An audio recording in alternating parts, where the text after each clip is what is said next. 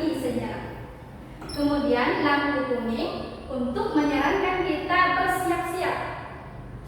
Dan lampu hijau menyarankan untuk kita lanjut jalan. Bisa dipahami anak-anak? Bisa, Bu. Oke, kita lanjut ke dilarang parkir. Nah, simbolnya seperti ini. Jadi biasanya dilarang parkir ini digunakan ketika jalan yang sempit, kemudian atau ada di tempat keramaian untuk menghindari kemacetan dan lain sebagainya. Lanjut ke simbol hati-hati. Nah, yang dimana simbol hati-hati ini biasanya digunakan untuk karena ada resiko yang ada di depan atau menandakan bahaya. Biasanya digunakan ketika ada jalan yang licin, kemudian jalan yang berbelok dan lain sebagainya. Kemudian ada simbol dilarang berhenti. Jadi biasanya simbol ini digunakan ketika ada tempat keramaian dan di tempat jalan yang sempit. Jadi gunanya untuk mengurangi kemacetan dan lain sebagainya. Lanjut, ada dilarang belok kiri. Biasanya digunakan ketika di sebelah kiri kita ada pengguna jalan yang lain.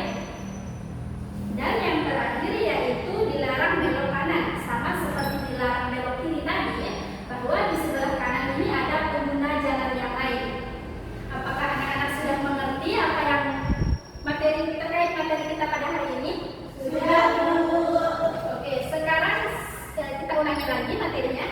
Yang pertama ada Lampu lalu lintas. lampu lalu lintas, ada berapa warna? Hijau.